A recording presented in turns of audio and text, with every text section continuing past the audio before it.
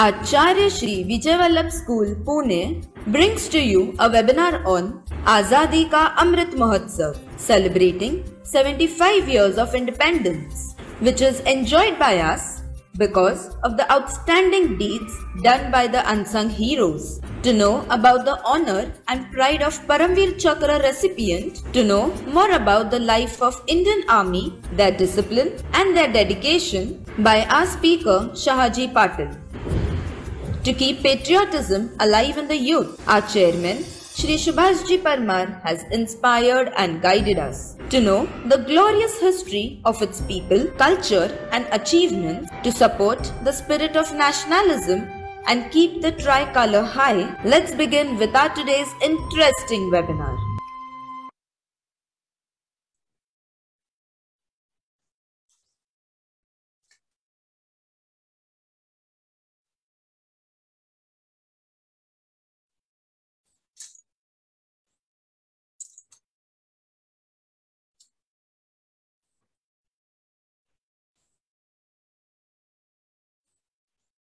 तीन रंग का नहीं वस्त्र ये, ध्वज देश की शान है, हर भारतीयों के दिलों का स्वाभिमान है। यही है गंगा, यही है हिमालय, यही हिंद की जान है, और तीन रंगों में रंगा हुआ यह अपना हिंदुस्तान है। A very good morning to one and all. I, Mrs. Sarika Rahul Paigude, on behalf of Acharya Shri Vijay Vallabh School, welcome you all for our today's webinar, Azadi Ka Amrit Mahotsav. Our country will be in safe hands tomorrow if we contribute to raise patriotic children today. It will be our tribute to the priceless sacrifice of our ancestors who fought for our freedom. Making children aware of patriotism will inculcate the same feelings among them, and they will start treating every Indian as a family. And it will also help children understand that they have a purpose in society. Hence, keeping this in mind, we at Acharya Shri Vijay Vallabh School, under the support and guidance of our chairman, Shri Subhashji Parmar sir, and our respected committee members, have come up with this webinar. Now, I request our principal, Mrs. Jacinta Manuel ma'am, to kindly brief all of us about the working of our school. Over to you, ma'am. Good morning to one and all. With colors of saffron and green flying high in the sky, and with patriotic fervor and pride, each Indian lays their heart with immense honor and harmony for their motherland. We are all indebted to our national heroes who have made this country what it is today. With this note, I heartily welcome you all once again to our Vijay Vallabh series of Sunday Hour. So here we are back with another amazing webinar with our eminent guest, Subedar Shahaji Patil sir. On behalf of everyone present, I extend a warm welcome to you, sir. Independence Day is a very significant day for all Indians, which we celebrate remembering sacrifice of great Indian leaders who have given their lives for freedom and prosperity of our country. Instilling these feelings among the students, we at Acharya Shri Vijay Vallabh School inspire our students the rich heritage of India and narrate the stories for struggle for independence, which our freedom fighters like Jawaharlal Nehru, Mahatma Gandhi, Rani Lakshmibai, etc. These stories teach our children the values of valor, sacrifice, freedom, and self-respect. Our day at school starts with National Anthem, where our children pay tribute to the nation. We encourage them to participate in various patriotic activities, visit to monuments in order to experience patriotic fervor. I am thankful to our chairman, Shri Subhashji Parmar sir, for the guidance and advice. Thank you, sir, for being not only a great chairman, but an incredible mentor as well. Thank you. Over to you, Sarika. Thank you, ma'am. After hearing from ma'am, I feel proud to say that we at Acharya Shri Vijay Vallabh School are putting more emphasis on values and beliefs in our children, which aim to achieve love and respect for our country and nation. It gives me immense pleasure to introduce our today's chief guest, Subedar Shahji Patil sir. Sir has served with EME, that is Electronic and Mechanical Engineering. Sir was enrolled as a craftsman in 1994. Sir has been retired as a Subedar from AFMSD. Sir has working experience in observing various equipments like biomedical equipments, panel instruments, and surveillance systems. Sir has served at various locations such as Jammu and Kashmir, Nagaland, Himachal Pradesh, Madhya Pradesh, Rajasthan, Punjab, Haryana, Delhi, and Gujarat. Sir had various responsibilities related to designing, development, trial, inspection, and also repairs of weapon systems and equipments. The various equipments repaired by EME are IT equipments, tanks, guns, small arms, and all types of vehicles, medical equipments, communication equipments, radar system, aviation equipment, and surveillance system. Sir, we are really happy to have you with us here today. You are most welcome, sir. Now, I request our chief guest, Mr. Shahji Patil sir, to share his experiences with us today. Over to you, sir. Thank you, Mrs. Sarika. Am I audible? Yes. Good morning. जय Hind. Flying Sikh Milkha Singh के technical core यानी EME electronics and mechanical engineer का मैं एक गौरव सेनानी श्री सुबेदार शाहजी पाटिल आजादी के 75वीं वर्षगांठ यानी अमृत महोत्सव पर आप सभी भारतीयों को बहुत बहुत शुभकामनाएं देता हूं। साथ ही साथ आचार्य वल्लभ स्कूल का मैं तहे दिल से शुक्रगुजार हूं जिन्होंने मुझे इस पावन अवसर पर आप लोगों से रूबरू होने का मौका दिया। दोस्तों, इतिहास गवाह है कि भारत ने आज तक किसी भी देश पर आक्रमण नहीं किया, लेकिन जब जब इस देश पर आक्रमण हुआ है, हमारे देश के वीरों ने अपने प्राणों का बलिदान तथा एक खून का एक एक कतरा बहाकर अपने देश की रक्षा की है। आजादी के इस अमृत महोत्सव पर हमें उन वीरों को तथा उनकी शहादत को याद करना चाहिए। जिस तरह खुशी के साथ हम यह पर्व मनाते हैं, साथ ही साथ हमारी एक जिम्मेदारी बनती है कि देश के हित में कुछ अच्छा सोचने तथा अच्छा करने का हमारा एक रिस्पॉन्सिबिलिटी है। दोस्तों, जैसे कि मैंने बताया, मैं इंडियन आर्मी में 28 साल का कार्यकाल पूरा करके अब रिटायर लाइफ जी रहा हूँ। 15 अगस्त 1947 की इम्पोर्टेंस की बात किया जाए दोस्तों, तो इस पावन पर्व पर हम अपने सभी हमारे देश के लिए जो कुर्बान हुए हैं उन सब शहीदों को याद करते हैं। शहीदों को याद करने का मतलब सिर्फ याद करना नहीं होता, हमें उनके बदौलत जो आजादी मिली है, इस आजादी को और भी आगे बरकरार रखना हमारा जिम्मेदारी है। तो दोस्तों, अगर आजादी के बाद या हम किसी सीख देखना है तो हम जापान से सीख ले सकते हैं। आपको पता है, सेकंड वर्ल्ड वॉर में जापान एक बेचिराग हुआ देश था। ठीक 20 साल में उस देश ने दोबारा इतना जबरदस्त खड़ा हुआ कि ओलंपिक ऑर्गेनाइज किया। हमारा देश आजाद होकर के 75 साल हो रहे हैं, अभी भी हमारे देश में उतना तरक्की नहीं हुआ है। तो मैं देश के युवाओं को एक अनुरोध तथा ये मार्गदर्शन करना चाहता हूं कि हमें हर फील्ड में आगे बढ़ना चाहिए तथा कुछ एजुकेशन और ये देश को बढ़ाने के लिए हमें बढ़ चढ़कर हिस्सा लेना चाहिए।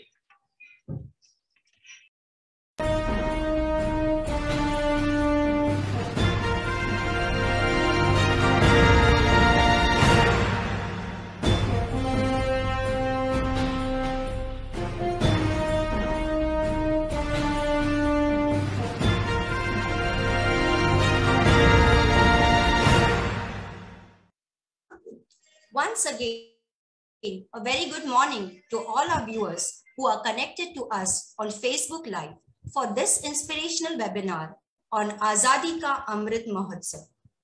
As we all are aware, each day starts with the rays of new hopes and beginnings. Today, I feel really blessed to have such a wonderful personality, Mr. Shahaji Patil, former Subedar, Armed Force Medical Store Depot, Pune, amongst us.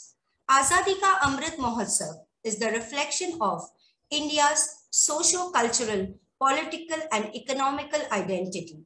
Through the long journey of struggles, ideas, achievements, actions and resolutions in this 75 years. Hence, making this celebration important for people to realize the importance of freedom and how valuable it is by instilling the sense of patriotism. So let's begin with a question answers round and experience the real heroes. I hereby request our student Swayam Vyas from Standard 8 to ask the first question. Over to you, Swayam.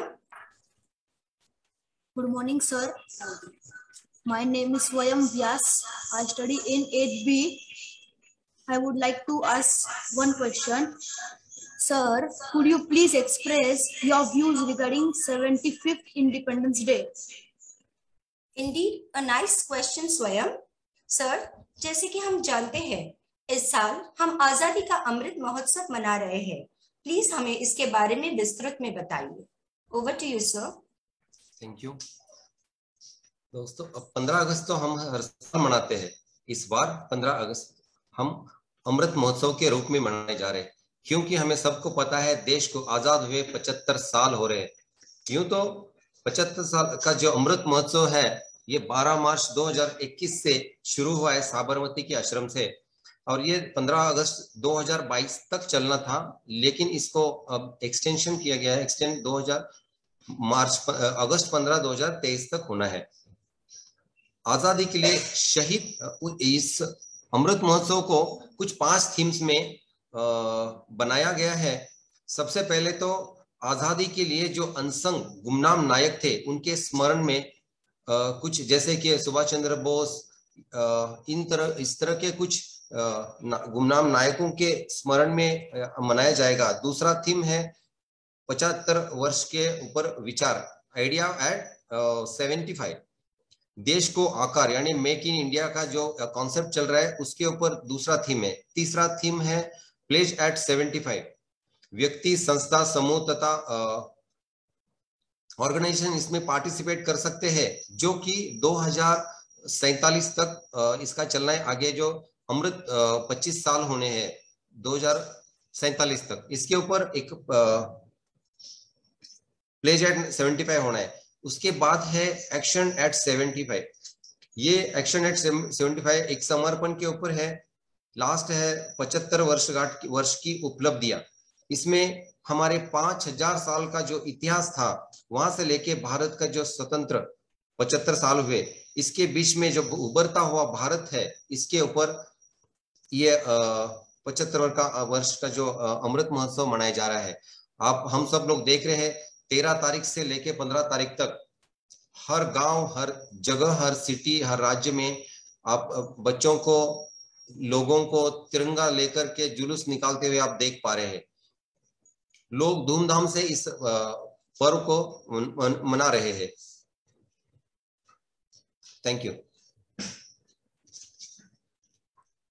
Thank you, sir.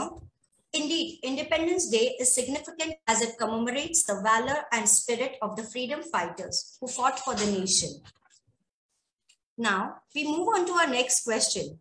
Our student, Jainam Oswal of Standard 8 would like to ask the question. Over to you, Jainam. Good morning, sir. My name is Jainam Oswal. I am from 8B. I would like to ask you a question. Could you please brief us about the routine and the lifestyle of our Indian Army? Very interesting question. Sir, आप हमें Indian army की दिनचर्या और challenging lifestyle के बारे में विस्तृत से बता सकते हैं? Thank you. दोस्तों कहा जाता है सेना में, more you sweat in peace less you bleed in war. मतलब आप शांति काल में जितना पसीना बहाओगे, युद्ध काल में आप उतना ही खून बचाएंगे। दुनिया भर के सारे देश अपने इंडियन आर्मी को बहुत सम्मान करते हैं तथा वर्ल्ड की सेकंड लार्जेस्ट बड़ी आर्मी है हमारी इंडियन आर्मी। इंडियन आर्मी का इतिहास बहुत ही गौरवशाली रहा है। इंडियन आर्मी एक कंप्लीट इंडिपेंडेंट ऑर्गेनाइजेशन है। हमें पता है हमारे हिंदुस्तान की ज्योग्राफिकल कंडीशन किस तरह के अलग अलग टेरेन में अलग अलग वेदर कंडीशंस है। जैसे कि जैसलमेर -40 से लेके ग्लेशियर +40 तक वेरियस टेम्परेचर्स है। इन सभी कंडीशंस में अपने सोल्जर्स को फिटनेस रखने के लिए और अपना फिटनेस टेस्ट देने के लिए सदा रेडी रहना पड़ता है। सोल्जर हर युद्ध से पहले, युद्ध के लिए जितनी तैयारी होती है वो पहले अपने पीस या बाकी अपने शांति काल में ही करते हैं। ट्रेनिंग इंडियन आर्मी का बहुत सबसे पहला एक महत्वपूर्ण पहलू है। इंडियन आर्मी के सोल्जर्स भर्ती होने के लिए इस ऐसे टेम्परेचर में भी एक सोल्जर अपने रोजमर्रा के काम निपट करके अपना ट्रेनिंग, उसके बाद ड्यूटीज, इस सारे काम ऐसे वेदर कंडीशन में भी करता है। साथ ही साथ इंडियन आर्मी, जैसे मैंने बताया कि कंप्लीट ऑर्गेनाइजेशन है। यहाँ छोटे से छोटे काम से लेकर के बड़े से बड़े काम करने तक हर सोल्जर्स को अपनी अपनी जिम्मेदारी दी गई होती है। ये सारी जिम्मेदारियां सोल्जर्स ने अपने अपने हिसाब से अपना टाइम में अपना खुद का काम करते हुए ये सारे करने होते हैं। जैसे कि दोस्तों मैंने बताया कि मैं एक टेक्निकल आर्मी से हूं, तो एक टेक्निकल सोल्जर की लाइफ किस तरह से होती है इसके बारे में मैं थोड़ा सा बताऊंगा। मैं इंडियन आर्मी का एक टेक्निकल सोल्जर हुआ करता था, जिसमें मैं बायोमेडिकल इक्विपमेंट्स टेक्निकल रिपेयर के लिए मैं अपॉइंट हुआ था सन 1994 में। तो दोस्तों मेरे कोर की जिम्मेदारी होती थी अपने इंडियन आर्मी के सारे साजो सामान ऑल टाइम, पीस टाइम और वार टाइम के लिए फिट रखना। इसमें एक बंदूक से लेकर, एक गाड़ी से लेकर, एक टैंक से लेकर, हेलीकॉप्टर से लेकर, मेडिकल इक्विपमेंट से लेकर सारे साजो सामान इंडियन आर्मी में जितने लगते हैं वो हमें रिपेयर करने की हमारी जिम्मेवारी हुआ करती थी।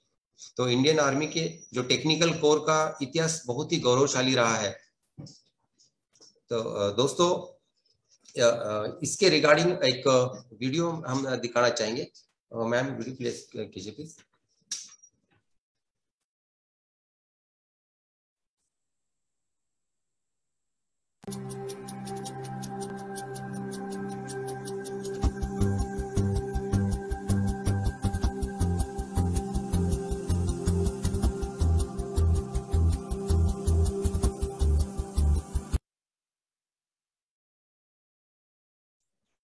Thank you. साथ ही दोस्तों पीस लोकेशन में इंडियन आर्मी को जब जब कोई आपदा आई है, इंडियन आर्मी ने वहां पर भी बढ़ चढ़ के हिस्सा लिया है। चाहे फ्लड का कंडीशंस हो, चाहे और कोई आपातकालीन कंडीशन आई हो, एड टू सिविल जिसको बोलते हैं, सिविल में कोई भी और इंसर्जेंसी या और किसी भी तरह के, जैसे आपने देखा 26/11 में जो अटैक हुआ था, इसके अलावा कोई और कोई प्राकृतिक आपदा आती है जैसे भूकंप जैसे, ऐसे सारे पीस टाइम के जो कंडीशंस होते हैं, जब कोई डिजास्टर आते हैं, इंडियन आर्मी को इसमें बढ़ चढ़ कर हिस्सा लेना होता है। और इंडियन आर्मी बखूबी ये काम कर रही है, आप सब लोग देख पा रहे होंगे। और कोई question? Really? Good morning, sir. My name is Vidhi Rajpurohit. I am from 8B. Sir, I would like to ask you one question. Sir, can you narrate any bravery story, that is Shaurya Gatha, of your lifetime in your career? Sir please हमारे बच्चों को प्रेरित करने के लिए कोई एक शौर्य गाथा सुनाए ताकि देशभक्ति उनमें भी जाग उठे। Thank you, nice question. देखो दोस्तों, ये देश बहुत हमारे गौरवशाली वीरों का देश है। ये यहाँ पे बहुत सारी कहानियां हुई है, बहुत सारे लोगों ने अपने प्राणों का बलिदान दिया है। गिनती की जाए तो लाखों में, करोड़ों में है। इन्हीं में से आज मैं एक ऐसे हीरो के बारे में बताना चाहता हूँ। सन 1999 दोस्तों, मैं भी 1999 में मैं भी कारगिल युद्ध का एक डायरेक्ट इनडायरेक्ट हिस्सा हुआ करता था। 1999 में मैं भी जे.एंड.के में डिप्लॉयड था।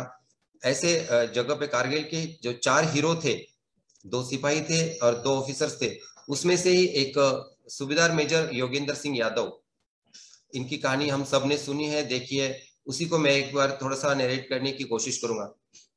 दोस्तों, योगेंद्र सिंह यादव ग्रेनेडियर्स के 19 साल के जवान, जिन्होंने कारगिल टॉप जो द्रास सेक्टर का सबसे टॉप है, जो 16,000 फीट हाइट है, वहां पे उन्होंने वॉलंटियर किया था। उनको इस कार्य में काम करते करते 16 से 17 बुलेट्स लगी थी। उनकी छोटी स्टोरी हम क्लिप के द्वारा देखते हैं।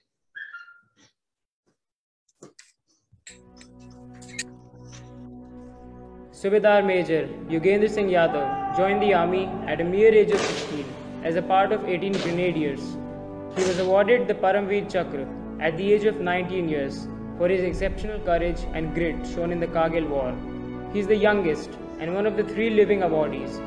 He played a vital role in capturing the 3 strategic bunkers on Tiger Hill, one of the highest peaks in Kargil. He was on the receiving end of 17 bullets, yet with sheer determination, he ascended the remaining distance to help his platoon complete the mission. No Talks 2019 proudly presents to you the man who gave his everything for his motherland and is an inspiration for the generations to come. Subedar Major Yogendra Singh Yadav. तो देखा दोस्तों, इनको 16 से 17 bullet बाद भी वो जिंदा थे। उसके बाद उनको बेस हॉस्पिटल दिल्ली लाया गया। तब्बल 16 महीना वो हॉस्पिटल में रहे। हॉस्पिटल में रहने के बाद रिकवर होके इंडियन आर्मी में अभी है। देखो दोस्तों, उनका जज्बा, उनका इस जज्बे को मैं सैल्यूट करता हूँ, सलाम करता हूँ। उनके इस बहादुरी से हमें बहुत कुछ सीख मिलती है। जिन्होंने सिर्फ अपने लाइफ में सबसे ऊपर रखा तो देश को रखा, लास्ट में भी रखा तो देश को रखा। मतलब देश के अलावा उन्होंने कुछ सूझा नहीं। लास्ट खून का कतरा बह रहा था और वो अपने जवानों को हौसला दे रहे थे। इसीलिए उनको देश का सर्वोच्च पुरस्कार परमवीर पुरस्कार से सम्मानित किया गया। Thank you. The lifestyle of our Indian Army is full of challenges, hard work and dedication. इसीलिए हम कहते हैं ना, आसान नहीं है फौजी बनना, रगों में जज्बातों की जगह लोहा भरना पड़ता है। ये सब सुनकर हमें अपने फौजियों पर और भी ज्यादा गर्व महसूस होता है। Because being a soldier is more than a courage. His sacrifice and sacrificing yourself for something that is greater than yourself. As we are proceeding further, our student Dhairya Thakur of Standard 8 would like to ask the next question. Over to you, Dhairya. Good morning, sir. I am Dhairya Thakur. I would like to ask you one question. Sir, can you please tell us something about Paramveer Chakra? Paramvir चक्र के बारे में हमें बताकर sir, हमारे बच्चों को भी इसके बारे में बहुत सा ज्ञान मिलेगा अगर आपने डिटेल में ये सारे परमवीर चक्र और से ऐसे अवार्ड्स जो है आर्मीज में मिलते हैं उसके बारे में आप ब्रीफ कीजिए। परमवीर चक्र देश का सर्वोच्च गैलेंट्री हाई अवार्ड होता है, जिसकी शुरुआत 1950 में हुई थी। India greatest gallantry award. वैसे तो सोल्जर को ब्रेवरी के लिए कुछ गैलेंट्री अवार्ड्स होते हैं जो कुछ वार टाइम में दिए जाते हैं, कुछ पीस टाइम में दिए जाते हैं। वार टाइम में दिए जाने वाले 3 सर्वोच्च पुरस्कार है, परमवीर चक्र, महावीर चक्र, वीर चक्र।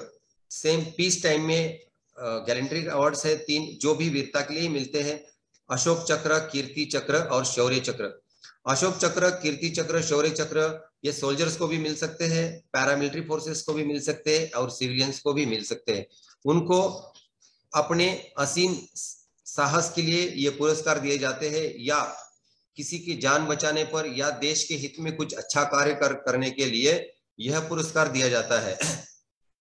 दोस्तों, आपको पता होगा कारगिल युद्ध में जिस तरह से हम योगेंद्र सिंह या और 4 हीरोज का नाम लेते हैं, उसी तरह एक ऐसा भी व्यक्ति था जिसका नाम शायद आप लोगों को पता हो चाहे नहीं हो, एक ताशी नामग्याल करके ताशी नामग्याल करके एक शेफर्ड था, उसका याक उस पहाड़ी में कहीं खो जाता है और वो देखता है कि कोई ऐसे हरकत, दुश्मन की कोई हरकत, गलत हरकत वो देखता है और वो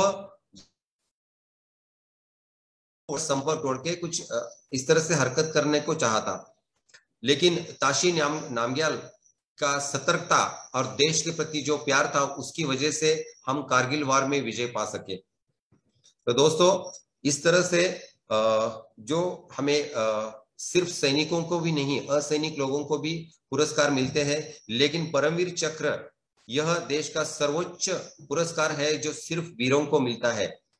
भारत अब तक 21 सोल्जर्स को यह पुरस्कार दे चुका है, उसमें से 14 पोस्टोमसली यानी मरणोपरांत 14 लोगों को मिल चुका है।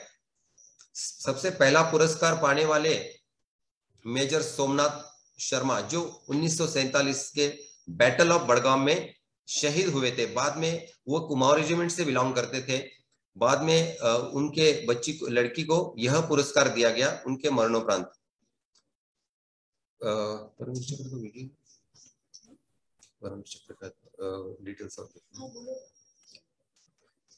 लास्ट अवार्ड जो 1999 में दिए गए हैं, 1999 में 4 अवार्ड कारगिल के हीरोज को दिए थे, 2 ऑफिसर्स और 2 सोल्जर्स को। उसमें से जो अभी हमने जस्ट बात किया, कारगिल के हीरो योगेंद्र सिंह। साथ ही साथ हमें पता है विक्रम बात्रा, कैप्टन विक्रम बात्रा को भी यह अवार्ड मिला था। और एक क्वेश्चन। थैंक यू सर, और भी कोई अवार्ड्स वगैरह रह गए आपके आर्मी के इसमें के परमवीर चक्र के उपरांत भी और कुछ अवार्ड्स वगैरह, उसके बारे में भी आप बता सकते हैं बच्चों को कि यस, क्योंकि परमवीर चक्र कोई भी ऐसे नहीं इसके लिए नहीं लेता कि परमवीर चक्र मिले, बहुत बड़ा कार्य करने के बाद मिलता है परमवीर चक्र। सो उसके उपरांत भी कोई अवार्ड्स वगैरह जिसके बारे में आप हमारे बच्चों को, हमारे ऑडियंस को बता सकते हो तो प्लीज कीजिए। Yes of course. तो जैसे कि मैंने बताया, जो 6 अवार्ड मैंने बताया ये सिर्फ गैलेंट्री अवार्ड्स कहलाते हैं, जो वीरता के लिए मिलते हैं। इसके अलावा बहुत सारे अवार्ड्स होते हैं जिनको हम नॉन गैलेंट्री अवार्ड्स बोलते हैं, other than this gallantry award. Non gallantry award में जो पीस टाइम में सैनिक या बाकी लोगों को भी ये अवार्ड्स दिए जाते हैं। जैसे सैनिकों को विशिष्ट सेवा मेडल और भी बहुत सारे, उनके अपने अपने फॉर्मेशंस में उनके उच्च कोटि के कार्य के लिए, अपने असीम साहस के लिए, या देश में आपको पता है हमारे J&K एरिया में, ये नक्सलवादी एरिया में बहुत सारे इंसिडेंट्स होते रहते हैं, बहुत सारे ऑपरेशंस होते हैं। इनके उस असीम साहस के लिए ये अलग अलग प्रकार के अवार्ड्स दिए जाते हैं। तो दोस्तों, अवार्ड्स एक ऐसी चीज है जो आदमी हमें उच्च और साहस करने के ऊपर ही मिलता है, और सैनिकों का उसमें एक आध अवार्ड मिलने पर बहुत सारा गौरव महसूस होता है सैनिकों को, और आगे काम करने की प्रेरणा मिलती है। तो हमें भी जब जब अवार्ड्स की बात आती है, चाहे स्कूल के अवार्ड हो, कहीं पे अवार्ड हो, जब हमें अवार्ड लेने की एक आदत हो जाती है तो हमें जीतने की चाह पैदा होती है और वही आदमी आगे निकल के आता है। क्योंकि अवार्ड ही हमको एक अच्छा कार्य करने के लिए हमेशा प्रेरित करते रहता है। और सर, मुझे ये भी पूछना था कि जैसे हम बोलते हैं कि आर्मी में सिर्फ सोल्जर्स जो फ्रंट लाइन पे काम करते हैं उनके लिए ये अवार्ड्स दिखाई देते हैं, पर जैसे कि आपने बताया कि आपका टेक्निकल बेस है और अगर बंदूक से गोली निकलती है तो उस बंदूक में गोली का एंगल डिसाइड करने वाले जो पीछे के जो सैनिक होते हैं उसमें आप गिने जाते हो। तो उसके बारे में थोड़ा सा हमारे बच्चों को ब्रीफ करें ताकि अवेयरनेस और ज्यादा क्रिएट हो जाए, और उनके लिए भी, आप लोगों के लिए भी कुछ अवार्ड्स, कुछ स्पेशल प्राइजेस आर्मी वगैरह डिक्लेयर करती है। तो जैसा कि दोस्तों यह एक टेक्निकल इसकी बात है, आपको बताना चाहूंगा कि हमें जो आर्मी दिखती है और जो वास्तव में है उसमें बहुत सारा फर्क होता है। जैसे कि मैम ने भी मुझे पूछा कि एक सोल्जर की जो गोली निकलती है बंदूक से, उसके पीछे कितनी टेक्निकल चीजें काम करती है। तो वाकई दोस्तों ये बहुत जानने वाली और इम्पोर्टेंट बात है। आप सोचो, एक सोल्जर, बॉर्डर पे बैठा हुआ सोल्जर, वो वहां पे किस तरह से जीवित रह रहा है और किस तरह से वो अपना जीवनचर्या व्यतीत कर रहा है, या किस तरह उसके पास एम्यूनिशन पहुंच रहा है, किस तरह से उसके साजो सामान उसको ऑल टाइम रिपेयर्ड मिलते हैं। तो इसके पीछे बहुत सारे आर्मी काम करते हैं दोस्तों। एक सोल्जर के बंदूक से निकलने वाली गोली, उसके पीछे कई सारे सिपाहियों का बलिदान, सिपाहियों की मेहनत होती है। जैसे कि आप सोचो इस सैनिक के पास वो गोली कहाँ से पहुंची होगी, कहाँ से बनती होगी, गोली कहाँ पहुंचती होगी, उस सैनिक के लिए खाना कहाँ से पहुंचता होगा, रसद कहाँ से पहुंचती होगी, उसको मेडिकल हेल्प कहाँ मिलती होगी, उसके साजो सामान कहाँ रिपेयर करके उसको ऑल टाइम रेडी मिलते होंगे। तो दोस्तों जैसे कि मैं अभी बता रहा था, टेक्निकल आर्मी का भी बहुत बड़ा हैंड है। मैं जिस आर्मी से बिलोंग करता हूँ वो टेक्निकल आर्मी, जिस तरह से मैंने बताया, हम सिर्फ पीस में नहीं, फील्ड में बिल्कुल जहाँ पे ऑपरेशन चल रहा होता है वहां पर हम जाकर के अपने इक्विपमेंट्स और व्हीकल जो उनके साजो सामान है वहां बॉर्डर पे भी जाकर के रिपेयर करते हैं। तब जाकर के सोल्जर्स को अपने हथियार के ऊपर, अपने आप के ऊपर भरोसा होता है। सोल्जर को अगर हथियार अच्छा मिलता है तो उसका हौसला दुगना हो जाता है। तो टेक्निकल आर्मी का एक रिस्पॉन्सिबिलिटी होती है कि वो इंडियन आर्मी के साजो सामान ऑल टाइम बिल्कुल फिट और सर्विसेबल रखे, क्योंकि अगर आपको पता है अगर उसकी सर्वेलेंस सिस्टम अगर सही है तो वो देश को, जो मिलिटेंट्स है उनकी हरकतों को देख पाएगा। अगर उसकी साइटिंग सिस्टम अगर एक्यूरेट है तो ही वो एक्यूरेट फायर कर पाएगा। अगर उसकी गन, उसकी डायरेक्ट इनडायरेक्ट फायरिंग के लिए अगर उसके पास Am I audible, sir? या और कोई क्वेश्चन? क्या बच्चों आप लोगों ने सुना मैं जो बातें बोल रहा था? Yes sir. तो ये बोलना बिल्कुल भी गलत नहीं होगा कि हमारी ये इंडियन आर्मी जो परमवीर चक्र उनके मिल रहे हैं, सब जो बड़े बड़े शौर्य गाथाएं हम देख सकते हैं, वो it's a joint efforts of technical as well as the ground soldiers. So Indian army is a total collection of all these things. Thank you sir. Receiving Paramveer Chakra is a legacy of leadership and dedication. Major Sharma's leadership and gallantry set an example for courage and qualities seldom equated in the history of Indian Army. Last but not the least, now we move on to our next question. Our teacher, Mrs. Aparna Dhaigude, would like to ask the question. Over to you, Aparna ma'am. Yes, good morning, sir. Sir, I, Aparna Dhaigude, would like to one question to you. Sir, please could you guide our students about social awareness and dedication towards nation? How can you inspire our students regarding it? Sir, क्या आप हमारे students को, बच्चों को सामाजिक जागरूकता और राष्ट्र के प्रति समर्पण के बारे में मार्गदर्शन कर सकते हैं? Yes, of course. स्टूडेंट, मैं एक छोटी सी कहानी के साथ शुरू करना चाहूंगा। नदी किनारे एक गांव था। नदी किनारे एक गांव था। वो गांव में अचानक से आग लग जाती है। उस गांव में अचानक से आग लग जाती है। देखते देखते आग भयंकर स्वरूप लेती है। साथ साथ बढ़ते बढ़ते खेत खलिहानों की तरफ आग चलती जाती है। नदी के किनारे एक पेड़ पर एक चिड़िया ये सब देख रही होती है। चिड़िया ने सोचा क्यों ना मैं इस आग को बुझाने की कोशिश करूं। चिड़िया क्या करती है, चिड़िया उस नदी में अपनी पानी की चोंच भर करके उस आग पर डालती है। ये ऐसा करती जाती है। लोगों को, गांव में जो लोग देख रहे होते हैं, जो परेशान होते हैं, उस चिड़िया को देख करके उनके अंदर भी एक इस तरह से चीज पैदा हो जाती है कि वो सोचते हैं कि क्यों ना हम अभी इस आग बुझाने की कोशिश करें। तो सारे लोग उस आग को बुझाने में लग जाते हैं और कुछ देर में आग बुझ जाती है। आग बुझने के बाद जब चिड़िया वापस पेड़ पर आके बैठती है, पास में बैठा कौवा उस चिड़िया को पूछता है, तेरे चोंच के पानी से आग तो नहीं बुझी, फिर तू ये प्रयास क्यों कर रही थी? चिड़िया उस पर एक सुंदर उत्तर देती है, मेरे चोंच भरने पानी से आग बुझी कि नहीं बुझी ये सब चीजें मायने नहीं रखती है, लेकिन जब भी इस आग के बारे में चर्चा होगी तो मेरा नाम आग बुझाने वालों में होगा और तेरा नाम तमाशा देखने वालों में होगा। तो दोस्तों, इस कहानी से हमें यही शिक्षा मिलती है कि मुसीबत कितनी भी बड़ी हो, हमें डटकर सामना करना चाहिए और जहां जहां मौका मिलता है हमें ऐसे कार्यों में हाथ बटाना चाहिए। दोस्तों, आपको हमारे APJ अब्दुल कलाम, जो इस दुनिया में नहीं, हमारे प्रेसिडेंट ऑफ इंडिया, इनके बारे में शायद पता है, आप इनको अपने बखूबी बहुत बार सुना होगा, आपके टीचर्स ने भी उन्होंने सुनाया होगा आपको।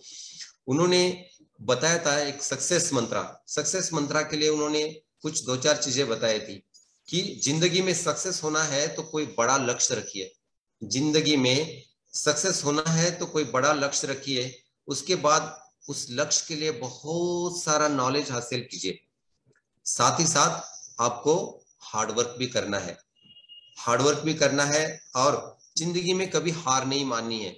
अगर आपको सक्सेस होना है तो ये सारी चीजों को आपने मद्देनजर रखते हुए इन चीजों को पीछा करना है। आपको पता है कभी भी जिंदगी में मजबूरियों को नहीं कोसना है, हर हाल में जीना सीखना है हमें। आपने देखा होगा जंगल में अगर आप चल रहे होते हैं, अगर आपके पास एक लैंप है, उस लैंप से पूरा जंगल तो नहीं दिखता है आपको, लेकिन एक स्टेप पुट फॉरवर्ड आगे रखने के लिए आपको उतना दिखता है। अगर आप इसी के साथ चलते रहेंगे तो आगे आपको मंजिल मिल जाएगी। तो इंस्पिरेशन के तौर पे दोस्त मैं इतना बताना चाहूंगा। और कोई क्वेश्चन? सर डिसिप्लिन के बारे में आप जो बोल रहे हैं कि बच्चों को डिसिप्लिन, आर्मी में अगर बच्चों को ज्वाइन करवाना हो या डिसिप्लिन के बारे में और कुछ ब्रीफ कीजिए। डिसिप्लिन बचपन से ही इंस्टिल कैसे कर सकते हैं हम? हमारे पेरेंट्स है फेसबुक पर, उन्हें आप बता सकते हैं कि हम लोग बच्चों में डिसिप्लिन बोला तो किस हद से और किस तरह से स्टार्ट कर सकते हैं ताकि बच्चों में ये जज्बा बचपन से ही इंस्टिल हो जाए। सिर्फ आर्मी की ही ड्यूटी नहीं है, अगर हम आजादी का अमृत महोत्सव मना रहे हैं तो हम हर एक बंदे का ये कर्तव्य है कि वो सब तरह से इस आजादी के महोत्सव में शामिल हो जाए। So please can you guide us about it? या दोस्तों, डिसिप्लिन या एडमिनिस्ट्रेशन, डिसिप्लिन हर सक्सेस, हर चीज की एक बुनियाद है। अगर आपके पास डिसिप्लिन है तो आपका स्कूल का डिसिप्लिन हो गया, आपका घर का डिसिप्लिन हो गया, आपका पर्सनल डिसिप्लिन हो गया। आप जहां डिसिप्लिन है, जैसे आपको पता है इंडियन आर्मी जो है डिसिप्लिन के लिए मानी जाती है। जहां इंडियन आर्मी का नाम आता है वहां डिसिप्लिन आता है। हमारे हर सोल्जर्स को आपने देखा होगा, उसके चलना फिरना, रहना, लोगों से बात करना हमेशा डिसिप्लिन में रहता है। तो दोस्तों, जहां डिसिप्लिन आता है वहां सक्सेस भी रहता है और वो ऑर्गेनाइजेशन भी सक्सेस रहती है। आपको खुद को भी, अपने आप को सेल्फ डिसिप्लिन अपना हमेशा अच्छा रखना है। आपका स्कूल का डिसिप्लिन हो, जो भी हो, अगर आप अपना डिसिप्लिन अच्छा रखते हैं, अगर जिस स्कूल का डिसिप्लिन अच्छा होता है वो स्कूल पूरी जगह पे मशहूर रहता है। तो डिसिप्लिन लाइफ का बहुत बड़ा महत्वपूर्ण पहलू है। Thank you. और इस आजादी के महोत्सव पे आप हमारे बच्चों को और क्या गाइड कर सकते हो कि ताकि आगे जाकर वो एक अच्छे सुजान नागरिक बने और हमारे बच्चों का भी नाम हो जाए, हमारे स्कूल का नाम हो जाए, ताकि इस वेबिनार से वो कुछ बेनिफिट करें। इस आजादी के अमृत महोत्सव पे और क्या बता सकते हो आप बच्चों को? दोस्तों, आप सबको पता है आजादी का अमृत महोत्सव या हर साल हम आजादी का ये 15 अगस्त मनाते हैं। किस लिए मनाते हैं, आपने कभी सोचा है? हमें हर 15 अगस्त या हर 26 जनवरी के हम अपने वीरों को याद करते हैं और हमारा देश इन सबको याद दिलाने के लिए एक पर्व मनाता है, हम लोग सब मनाते हैं। इससे हमें सीख क्या मिलती है? इससे सीख यही मिलती है कि जो वीरों ने, जो क्रांतिकारियों ने हमारे लिए जो बलिदान दिया है, देश के लिए जो बलिदान दिया है, उनसे हमने प्रेरित होके हम भी इस देश के नागरिक है। तो हमारा एक उत्तरदायित्व बनता है कि हम भी इस देश के लिए कुछ कर सके। तो दोस्तों, ये जब देश को जरूरत पड़े तो हमें बढ़ चढ़ के हिस्सा लेना चाहिए और अपना जो बेस्ट दे सकते हैं देना चाहिए। पैट्रियटिज्म, देशभक्ति ये नहीं होती कि सिर्फ आप जाके बॉर्डर पे लड़े। देशभक्ति, आप देश के हित में कोई भी अच्छा काम करते हो वो आपका देशभक्ति कहलाता है। Right? It's a very important point कि सिर्फ देशभक्ति के लिए बॉर्डर पे जा के लड़ना जरूरी नहीं है। अपने रोजमर्रा के जीवन में भी हमें बहुत से चैलेंजेस फेस करने पड़ते हैं और वहां पर भी हम एक अच्छे नागरिक, एक सुजान नागरिक बनकर देशभक्ति को और भी ये कर सकते हैं। Aparna ma'am would like to ask one question. Over to you Aparna ma'am. Sir जैसे कि बहुत से लोगों को ऐसे पता है कि आर्मी में ज्वाइन करना है तो सिर्फ सोल्जर्स बन के या उसमें ही पोस्ट है, तो अभी थोड़ी देर पहले आपने बताया कि टेक्निकल चीजें भी होती है जहां पर एक सोल्जर काम करता है, तो उसके बारे में करियर अपॉर्चुनिटीज भी हमारे बच्चों को आप बता सकते हो। अपर्णा मैम का एक सवाल है आपसे, so she'll be just asking to you. Over to you Aparna ma'am.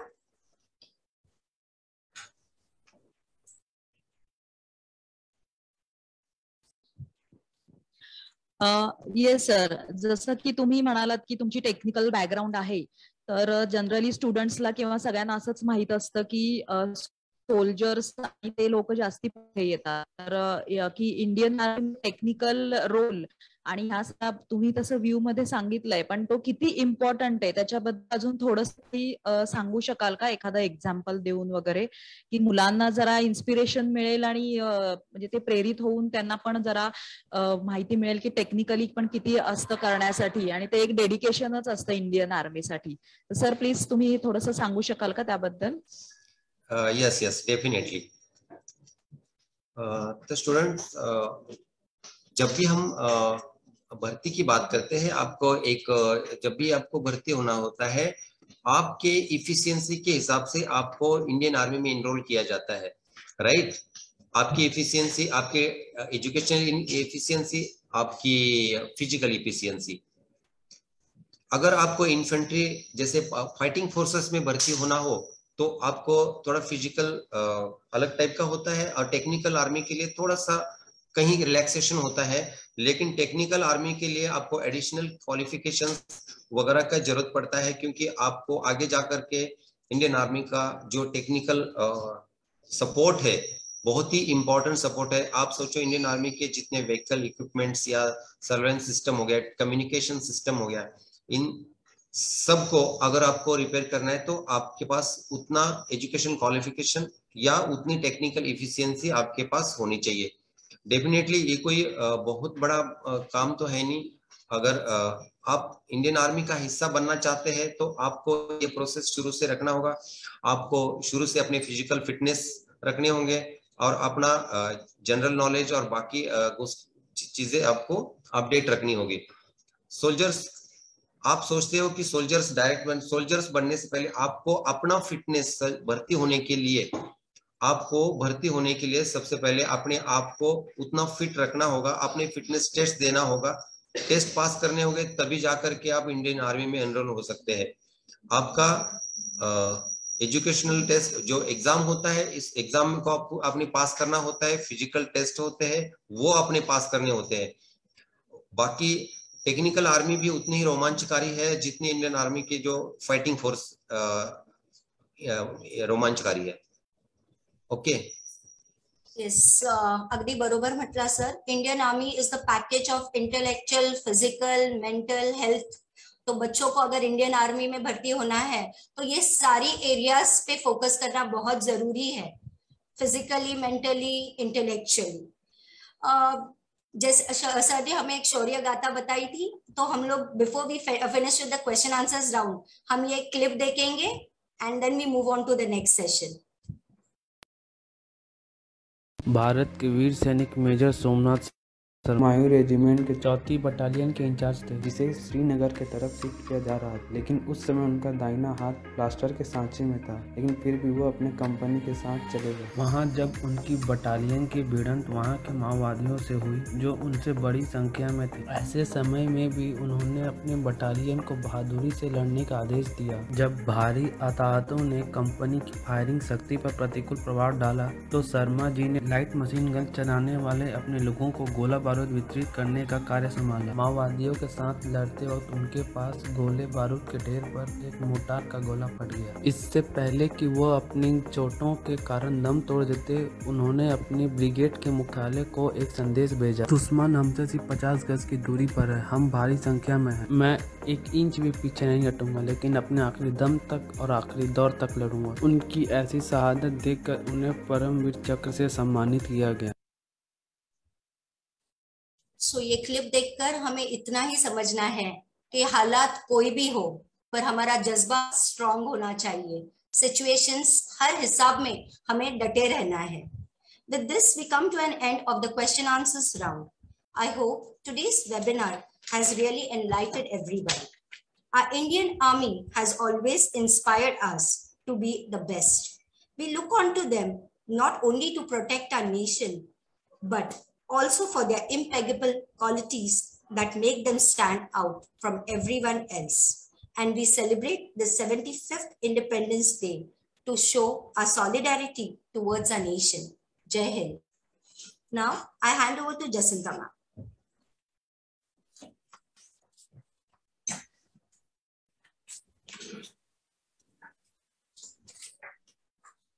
Thank you, Gitanjali. Now, I request our principal, Mrs. Jacinta Manuel ma'am, to kindly share her views. Over to you, ma'am.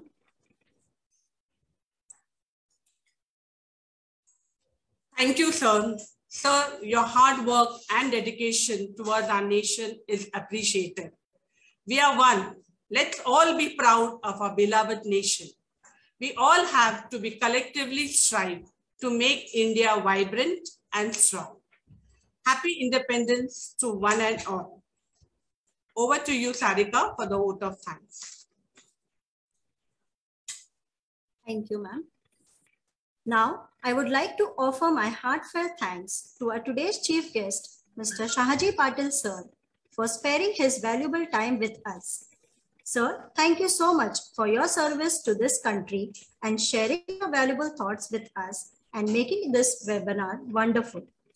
I am thankful to our chairman, Shri Subhashji Parmar sir, for his guidance and motivation always. I extend my thanks to our education committee members, our principal, Mrs. Jacinta Manuel, teachers, parents, and all our viewers on Facebook Live. A very big thank you to our technical team for their timely support. We look forward to have you all again in our next webinar. Thank you.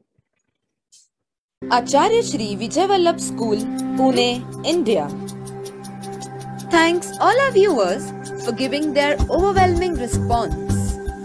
Thanks to our today's eminent speaker. A special thanks to our chairman, Shri Subhashji Parmar. A big thanks to our organizing team, Mrs. Jacinta Manuel, Principal, Mr. Kalpesh Darji, Team Leader, Mrs. Sarika Paigude, Teacher, Mrs. Gitanjali Gullapelli, Teacher, Mrs. Itisha Shah, Teacher, Miss Bhavika Rathod, Teacher, Mrs. Aparna Dhaigude, Team Member, Miss Daksha Dhalawat, Team Member.